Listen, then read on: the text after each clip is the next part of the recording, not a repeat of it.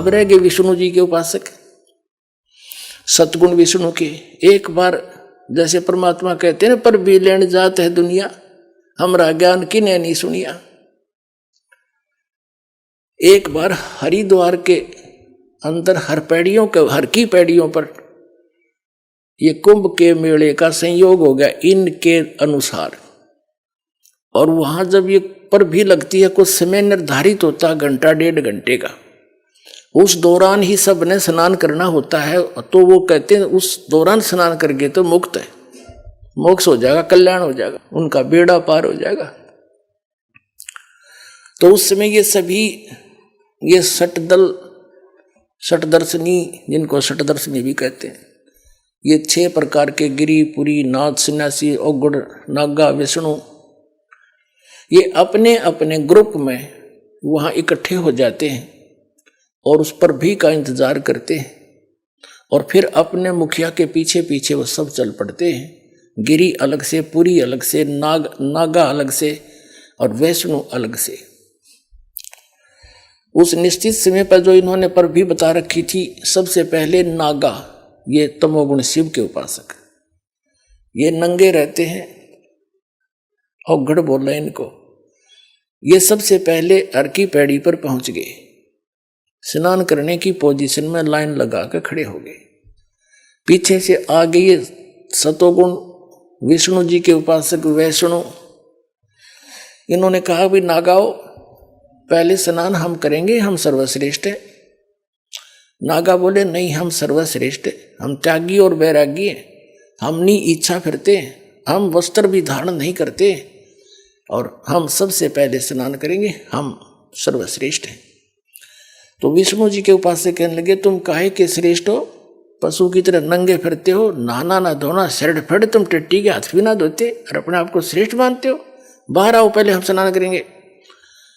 अब इतनी बात सुन के तमोगुण उपासक कहाँ टिकने वाले थे, एकदम उल्टे मुड़ गए और पकड़ लिया उनके आपस में जटाएं और गुट्टुम गुट्टा, अगला नवाऊं तुमने पहले। अब नाना तो भूल गए, कत्लेआम कर दिया वहां पे, तलवार निकाल ले, छुरे मारे, तीर मारे, बुड़कियां खावे, मुंह से काट काट कर खा रहे एक दूसरे को, ये संत कमावे। 25,000 ये तमो तिरगुण उपासक वहां कटका मर गए, कत्लेआम कर दिया, गंगा का पानी लाल बना दिया इन्होंने। तो यहां परमात्मा कहते हैं सूक्ष्म वेद में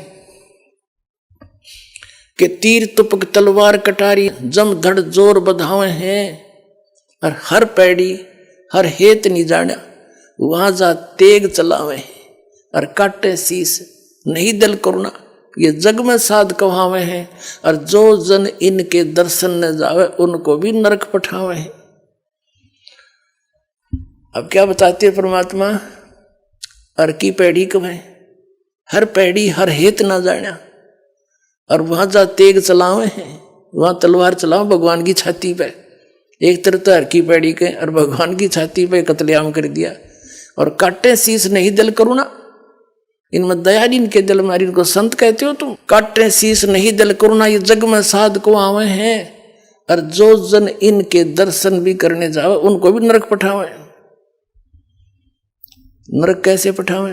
जैसे हमने देखे हमारे गांव में, आस पास के सभी गांव में इन नाथों के डेरे हुआ करते, और जितने भी ये नाथ थे सारे सुल्फा पाड़, सुल्फे पीवे, सारे ऐब करें ये हैं, बांग ये पीवे।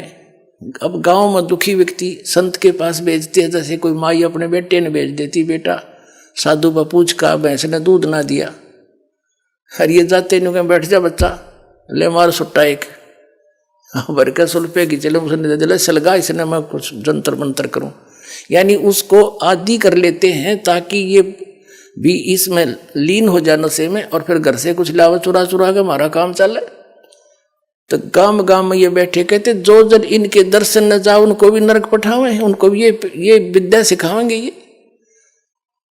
तो इस बात ने सुनकर वीर देव सिंह बघेल चरणों में गिर गया और बुरी तरह रोए, हे भगवान मेरी ताँख खोल दिया आपने। परमात्मा बोले भाई हम तो भटक रहे हैं तुम्हारे लिए, मैं रोवत हूँ सृष्टि को, सृष्टि रोवे मोहे, और कहे कबीर हमारे इस वियोग को, समझ नहीं सकता कोई।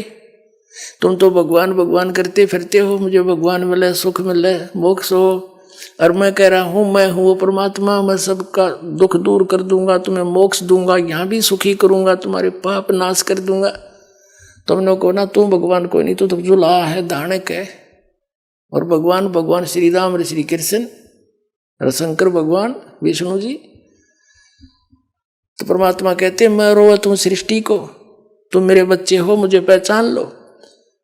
मैं रोवा तुम सृष्टि को और सृष्टि रोवे मोहे, यानी सुखदाई भगवान जो सारे सुख दिया कर उसको खोज रहे हो, कर रहे हो तीन गुणों की भक्ति। गुण तीनों की भक्ति में ये भूल पड़ो संसारे, कह कबीर निज नाम बिना कैसे उतरो पार। तीन देव की जो करते भक्ति, उनकी कुछ ना हो वह मुक्ति। अब कर दिया स्पष्ट परमात्मा की वाणी से। परमात्मा की इस वाणी को सिद्ध करने के लिए, सत्य को सत्य सिद्ध करने के लिए ये इतने प्रमाण आपको देने पड़े, तब आप क्या गला उतरी होगी। बहन जी नमस्कार। सर साहेब। क्या नाम है जी आपका? राखी शर्मा। कहाँ से आए आप? जिला नरसिंहपुर, तहसील गारडावारा, ग्राम जवारा, MP। आपके पति ने आपको सब जगह दिखा लिया था, साधु संतों से भी वो मिल चुके थे, उसके बाद भी आपको आराम नहीं मिला। उसके बाद आपको वो संत रामपाल जी महाराज के आश्रम में लेके जाते हैं, आपको नाम दीक्षा दिलाते हैं और वो खुद भी नाम दीक्षा लेते हैं। क्या उसके बाद आपने जो बताया कि आपको भूत प्रेत की बाधा थी, आपको और भी जो बीमारियां थी, क्या वो ठीक हुई? बिल्कुल ठीक हो गई। लौट के वो चीज़ मतलब शरीर में है ही नहीं, वो तकलीफ नहीं है। संत रामपाल जी महाराज से नामदान लेने के बाद वो चीज़ तो हमारे शरीर में है ही नहीं। मतलब बिल्कुल, मतलब उनका दिया जीवन है, उन्हीं की दी सांसें हैं और संत रामपाल जी ही की दी सांसें हैं। बिल्कुल। संत रामपाल जी महाराज से नाम दीक्षा लेने से पहले आपको क्या बीमारियां थी? मुझे थायराइड था, जो मैं बताती हूँ, मैं रिपोर्ट लेकर आई हूँ, 1 मिनट में बताती हूँ। कहाँ पे दिखाया था? मैंने नागपुर में दिखाया था और भोपाल में दिखाया था। तो ये मैं नागपुर की रिपोर्ट जो रखी हूँ, जो 5 रहना चाहिए, ये आप देख सकते हैं। ये रिपोर्ट वो ये जो 5 रहना चाहिए वो 25.5 था। डॉक्टर ने कहा था कि आपको मतलब टैबलेट खानी पड़ेगी, और 4 जो हार्मोन्स के तरीके से रहता है, ये हार्मोन्स आपके 4 साल में नॉर्मल आ पाएंगे, वो 4 हफ्ते में नॉर्मल आ गए थे। संत रामपाल जी महाराज जी ये सब चीज़ कर सकते हैं, और अन्यथा डॉक्टर ये सब चीज़ें और कोई नहीं कर सकता। जब आपने डॉक्टर को दिखाया, ये रिपोर्ट आपको पता चली, डॉक्टरों का क्या कहना था कि आपको जो ये प्रॉब्लम है वो किस बारे में है और क्या आपको प्रॉब्लम हो सकती है, किस तरह से इसका इलाज होगा, क्या डॉक्टर ने आपको बताया?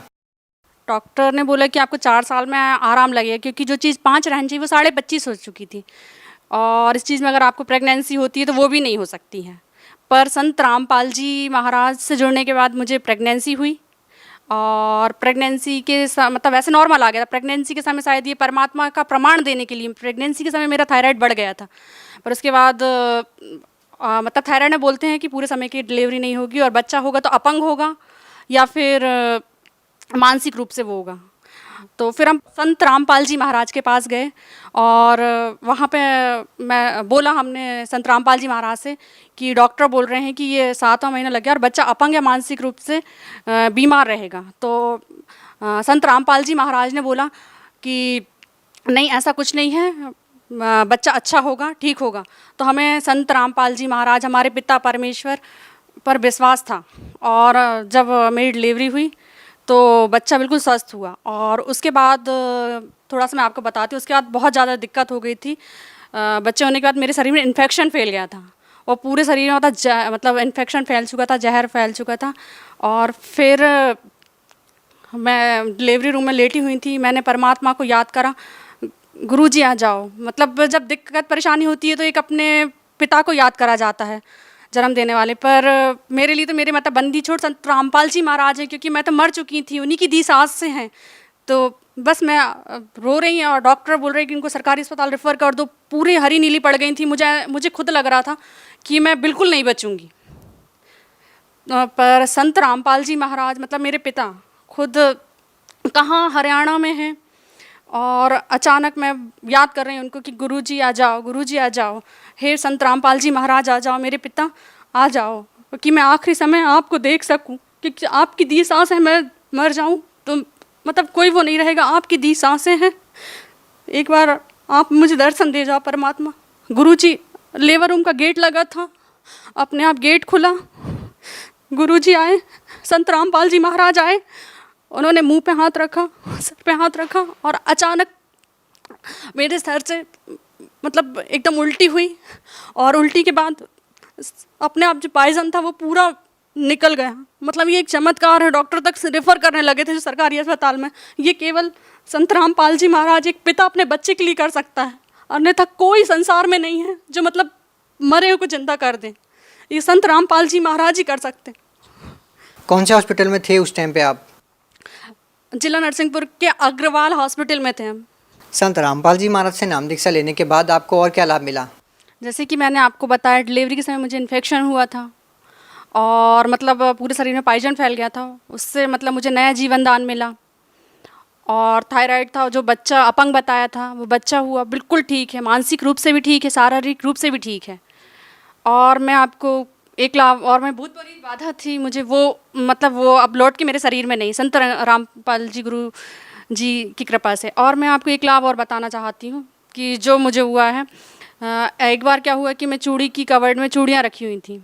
जैसे ये चूड़ी कवर्ड है मेरा, और बस ये ऐसा सांप फन करा हुआ सांप बैठा हुआ था, बस सांप के पास से मैंने चूड़ी उठाई, सांप ने फन करा पर मुझे काट नहीं पाया। संत रामपाल जी महाराज ने मुझे हर तरीके से मतलब हर जगह मुझे बचाया। और मेरे बच्चे को सफ़ेद दाग थे, बड़े बच्चे को 10 साल का है वो, उसे भी सफ़ेद दाग हो चुके थे। तो आज वो बिल्कुल पूरा ठीक है। सब लोग बोलते थे कि ये कभी ठीक नहीं होगा, इसका और ज़्यादा फैल जाएगा और शायद इसका कहीं इलाज नहीं है, पर संत रामपाल जी महाराज ने उसको ठीक करा। बहुत बहुत धन्यवाद। सच साहेब।